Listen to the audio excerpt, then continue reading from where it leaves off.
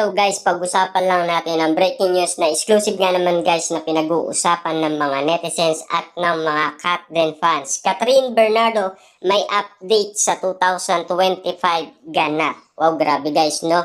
Ito na ang pinag-uusapan ng karamihan at ito na ang pinaka-pinag-uusapan ngayon guys sa social media na pinagpipestaan ng mga netizens at ng mga Kat Den fans. Grabe nga naman kasi guys ang kabaliwan ng mga Kat Den fans at mga netizens sa social media kung bakit nga naman guys kinukulit nila si Catherine Bernardo at Alden Richard. At lalong-lalo na guys, pinipilit umano si Catherine Bernardo kay Alden Richard. Lalong-lalo na noong nangyari umano ang kanilang mall show, talagang pinipilit si Alden Richard at Catherine Bernardo na ikasal na ng mga Kat Den fans at umamin na sila sa lahat ng pinakita umano ni Catherine Bernardo at Alden Richard. Lalong-lalo na guys ang ganap umano sa shooting sa Canada na lalo umanong nagpakilig sa mga Kat Den fans. Ibinahagi ni Catherine Bernardo ang ilan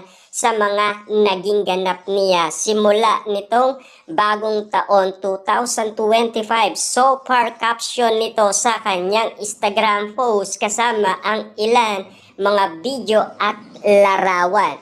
Grabe nga naman kasi guys ang bagong update ni Catherine Bernardo na pinagkakaguluhan ngayon, lalo-lalo na guys, siyempre, ang kanyang mga pinaggagawa noon, lalo-lalo na guys, ang mga pamahihin na sinasabi umano sa social media ng mga netizens at ng mga Kat Den fans, lalo-lalo na guys, ang mga haters ni Catherine Bernardo. Kumbaga, sinasabi nila na naghahanap pa lang daw si Catherine Bernardo nang dahil sa kanyang ginawang pamahihi. Diba? Kita nyo naman guys, no? Naghahanap pa lang daw si Catherine Bernardo. Pero spotted na yung mga sinasabi sa social media noon na talagang pinagkakaguluhan siya ng mga kalalakihan.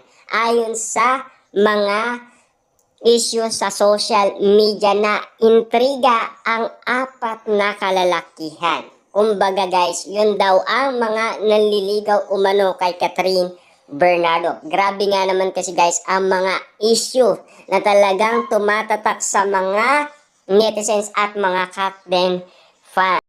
Kabilang dito ang New Year Eve ng kanilang family at mga larawan kasama ang mga katrabaho at kapwa artista tulad ni Piolo Pascual at Kai.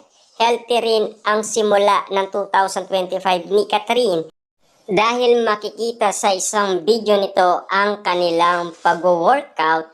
Kasama rin sa IG post ang picture niya. Nag-viral na kumakain ng ubas sa ilalim ng mesa. Hindi naman napigilan magkomento ang mga kaibigan ni Kat. Been great so far, Catherine, comment ni Kyle. Grabe nga naman kasi guys dahil ang mga pamahihin nga naman kasi guys na nagsilabasan na ginawa umano ni Catherine Bernardo at Alden Richard ay kinumpara nga naman kasi guys ng mga basher na naghahanap pa lang sila ng jowa. Siyempre malay natin kung gusto nilang tumibay pa ang kanilang relationship sa isa't isa at lalong-lalo na kasi guys batid natin na may nagbalita sa atin na si Ogie Diaz na mag-MU na daw sina Catherine Bernardo at Alden Richard. Kita nyo naman guys, no? Sa dami nga naman kasing nangyari, si Catherine Bernardo ay babagsak lang kay Alden Richard. Siyempre guys, sa nangyaring iwalayan nga naman kasi dahil sa third party usapin, dahil doon ay pinipilit na ng mga Kat Den fans si Catherine Bernardo kay Alden Richard. Siyempre alam naman natin guys, naging mainit pa ang mga eksena noon dahil hindi pa katanggap-tanggap kay Alden Richard lahat ng mga sinasabi ng mga netizens or mga Kat Den fans dahil ayaw niya umanong makialam. sa dalawa, sina Catherine Bernardo at Daniel Padilla, dahil yun ay sa kanilang usapin mismo kung paano nila gagabayan ang kanilang iwalayan. At least, nakita naman natin guys na merong sumusuyo umanong mga kalalakihan kay Catherine Bernardo. At least si Alden Richard ay uling naispatan na nanliligaw umano kay Catherine Bernardo. Pero batid din natin guys na botong-boto ang pamilyang Bernardo kay Alden Richard dahil sa kanyang mga ginawang pag-aalaga kay Catherine Bernardo. At lalong-lalo na guys, siyempre, spotted yan sa lahat ng mga matatalik na kaibigan ni Catherine Bernardo na kanya-kanya nga naman kasi silang komento sa nangyaring umanong ginawa ni Alden Richard na pag-aalaga umano kay Catherine Bernardo. Siyempre, love you say ng kaibigan niyang si Alora.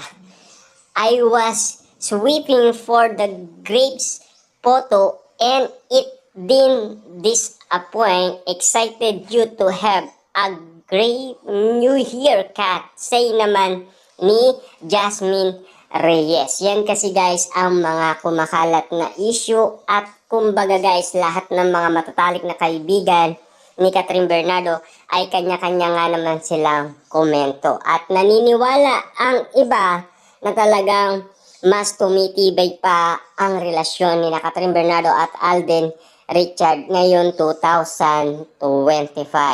Dahil mag-MU na nga daw sila at komportable at meron na silang nararamdaman umano sa isa't isa. Kumbaga, meron na daw silang feelings sa isa't isa.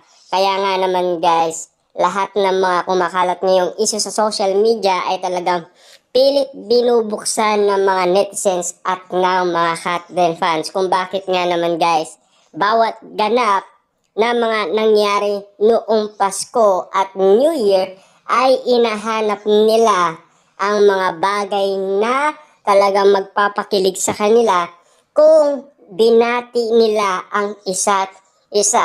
At lalo-lalo na kasi guys, siyempre, kung matalik na silang magkaibigan at close na sila, batid din natin ang paniniwala na ganon ang ginawa.